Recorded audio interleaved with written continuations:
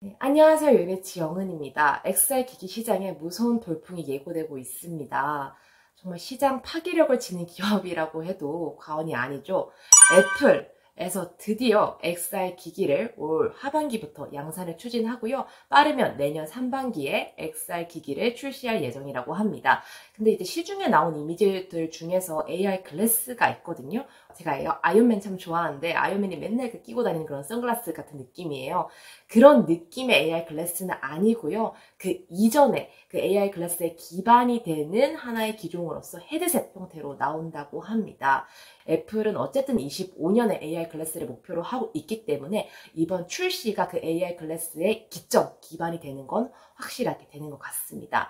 플러스 VR 기기에 한 획을 그었던 기업이죠. 메타입니다. 메타는 오큘러스에도 새로운 신제품을 얼마 안 남았어요. 10월에 출시를 예정을 하고 있습니다. 오큘러스2가 생각보다 잘 팔렸어요. 작년 1분기 판매량에 비해서 3분기가 1분기 판매량의 3배를 뛰었을 정도로 거의 1000만 대 가까운 수량을 보여주었고요. 그 중에서 좀 많은 최대 수입 국가가 어디냐라고 물어봤을 때 Korean, 네, 한국이라고도 얘기를 했을 정도로 한국인들의 사랑을 받은 것도 볼 수가 있었습니다.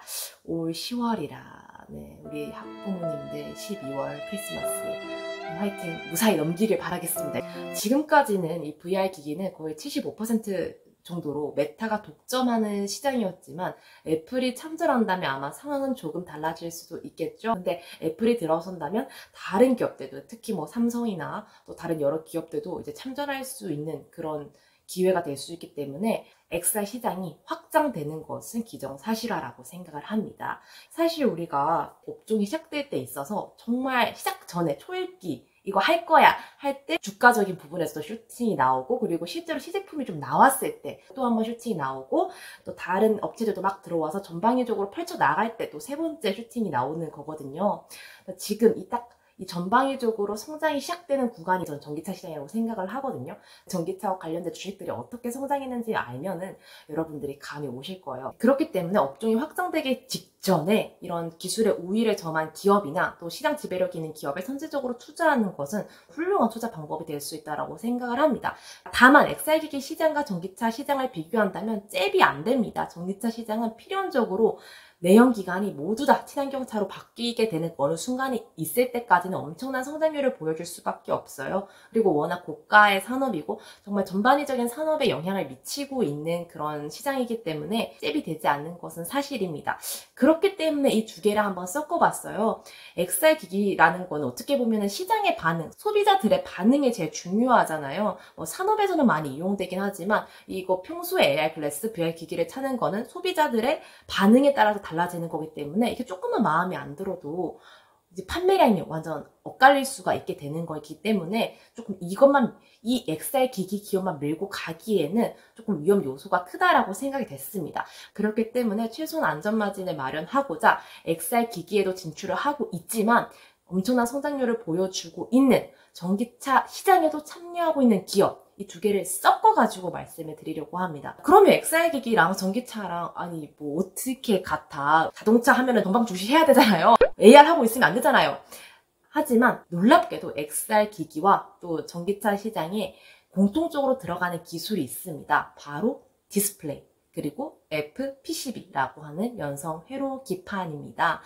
그래서 이 두 개를 집중적으로 살펴볼 건데요. 새로운 세대의 XR 기기는 기존 디스플레이가 아닌 바로 마이크로 OLED를 채택할 거라고 하는데요. 일반 디스플레이 같은 경우에는 유리 기판을 썼었어요. 하지만 마이크로는 실리콘을 기반으로 합니다. 이게 뭐냐면 반도체 기판에서 디스플레이를 만들어낸다는 겁니다. 그래서 이 마이크로 OLED의 장점은 응답 시간이 굉장히 빨라요. 이름도 마이크로2야. 마이크로2만큼 짧고요. 초고해상도의 디스플레이를 구현하기 때문에 AR, VR 기기에 많이 쓸 거라고 얘기를 하고 있습니다. 어떤 방식이냐면 AR 글래스에 이런 마이크로 LED를 착용하면은 빔 프로젝트처럼 이렇게 화면이 좀 투사되는 서비스를 지원할 예정이라고 합니다. 그럼 어떤 기업이 이걸 하고 있냐? 삼성 디스플레이랑 LG 디스플레이는 당연히 기술 개발을 하고 있는데요. 아직까지 양산은 하지 못했습니다. 개발이 덜 됐다는 얘기겠죠.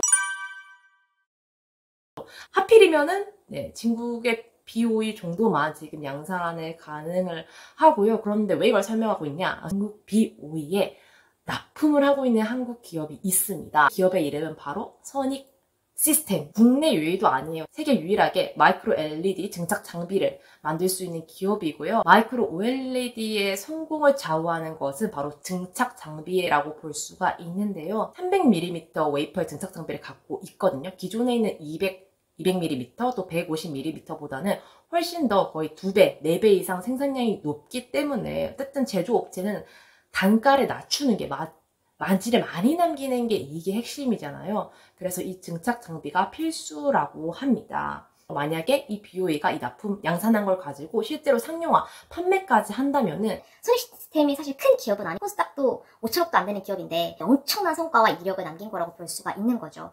여기에 뭐 납품을 하기도 있고 다른 데도 납품을 하면서 이번 분기는 흑자를 또 보여주었습니다. 마이크로 OLED를 원하는 기업들이 많아질수록 선익 시스템의 매출 주목을 받을 수밖에 없겠죠. 아직까지는 이 기업이 유일하게 개발에 성공을 했으니까요. 지금 전기차에 보면은 디스플레이가 점진적으로 LCD에서 OLED로 바꾸고 있는 추세라고 합니다. 이미 아이오닉 5에서도 삼성 디스플레이가 만든 OLED가 채택이 되고 있고요. 그리고 벤츠, 그다음에 제네시스 할 거 없이 OLED를 채택을 하고 있습니다. 선익 시스템이 이런 마이크로 OLED만 하는 게 아니라 기존 OLED 8.5세대도 LG 디스플레이랑 협력을 해서 개발을 또 하고 있다고 하니까요. 그래서 이게 OLED의 사용량이 전기차에서 늘어나게 된다면 당연히 이런 OLED의 장비를 제공을 하는 선익 시스템의 매출도 올라갈 수밖에 없다. 주요 고객사로 LG 디스플레이 또 삼성 디스플레이를 두고 있기 때문에 이 점을 좀 꼽았습니다. 네, 두 번째 관련된 기업은요, 바로 XR 기기의 눈이 되는 카메라 모듈 기업입니다. 제 두 번째 애착 기업인데요. 바로 LG 이노텍입니다. 이노텍은 바로 3D 센싱 모듈이라는 기술을 개발을 하고 있는데요. 이게 가상 스크린에서 사람의 눈이라고 보시면 돼요. 사람의 시선이 가는 거를 그대로 따라가지고 스크린이 이어질 수 있게 도와주는 거죠. 그렇기 때문에 XR 기기가 출시가 된다면은 LG 이노텍이 지금 개발을 하고 있는 이 카메라 모듈 기술을 채택을 하게 되지 않을까라고 기대를 모으고 있습니다. 네, 이미 마이크로소프트 애저랑은 기술 협약을 약속을 했어요. 만들기만 해. 만들면 우리가 바로 써줄게. 약간 이런 협약을 체결을 한 상태입니다. 그리고 뿐만 아니라 얼마 전에 테슬라의 카메라 모듈 1조를 또 수주를 했죠. 전장 카메라 모듈 시장은 연평균 15.7% 성장을 할 거라고 하고 있는데요. 스마트폰 같은 경우도 카메라 모듈이 되게 많아졌어요. 한계에서 지금 보면은 카메라가 거의 인덕션이잖아요. 카메라 모듈을 많이 또 사용하는 그런 추세이기 때문에 LG 이노텍이 이익을 지켜낼 수 있었지만 사실 스마트폰 시장은 지금 좀 정체된 시장이라고 합니다. 2%대 성장이기 때문에 이 전기차용 카메라 모듈로 공급망을 넓혀 나가는 거는 LG 이노텍의 매출에 아주 큰 도움이 될 수가 있겠죠. 마지막으로는 바로 PCB 기업입니다. 제가 PCB 기판하고 좀 인연이 깊어요. 제가 심텍이라는 기업을 소개를 해드리면서 PCB 인쇄 회로 기판을 만드는 기업인데 좀 노회한 기업이긴 하지만 매출이 되게 의미있게 성장을 하고 있다라고 주목을 했는데 정말 상승을 했던 기업이에요. 근데 제가 그때 심텍을 주목한 이유도 매출은 3배를 성장했는데 주가는 3배를 성장하지 않았기 때문이거든요. 그래서 이거랑 비슷한 맥락으로 이거 제2의 심텍이 될 수도 있겠는데 하는 그런 느낌으로 찾은 기업입니다. 바로 넷플릭스가 아니라 유플렉스입니다. 유플렉스의 최대 강점은 그거죠. 메타가 출시하고 있는 오큘러스의 1세대부터 납품을 하고 있는 기업이에요. 그리고 이번에 새롭게 나올 오큘러스 퀘스트 프로에서는 이전에는 PCB 기판이 4개가 들어갔다면 이번에 6개가 필요하대요. 이렇게 될 경우 기존보다 더 많이 납품을 하기 때문에 매출이 53%가 증가할 수 있겠다라고 얘기를 했습니다. 실제로 이게 보시면은 영업이익이 좀 안타깝긴 해요. 근데 마이너스였다가 작년에 첫 흑자를 맞았고요. 그리고 이번에는 자그마치 이게 몇 배야? 15배가 올랐습니다. 그래도 적자였던 기업이 흑자로 넘겼는데 거기다 플러스 매출이 이 정도 성장했다는 것은 저는 좀 의미 있는 성장이라고 생각을 합니다. 그리고 여기서 이 플렉스를 한 번 더 봐야 되는 이유는요. 전장용 애플 PCB 기판을 7월부터 새로운 신규 사업으로 들어갔다는 것입니다. 그래서 이게 왜 전기차에 들어가냐 했더니 전기차 배터리 모듈에 기존에는 와이어 소재가 들어갔다면 이제는 좀 빨리 달리려면 연비가 잘 나가려면 자동차가 좀 가벼워야 돼. 이런 경박 단소화의 강점을 가지는 F P12 제품을 또 많이 탑재하는 추세라고 합니다. 이제 이 P12 기판이 디스플레이 뒤에도 들어가거든요. 기본 P12가 판판하다면 이 F P12는 연성 회로 기판이어서 이게 휘어져요. 디스플레이 뒤로 이렇게 꾸깃하게 들어가거든요. 카메라 모듈용 F P12 로서의 또 매출도 기대를 해볼 수가 있는 거죠. 얘네 주 협력사가 바로 삼성 디스플레이입니다. 자, 이번에 에지노텍은 사실 1조를 달았지만 삼성전기는 5조를 달했거든요.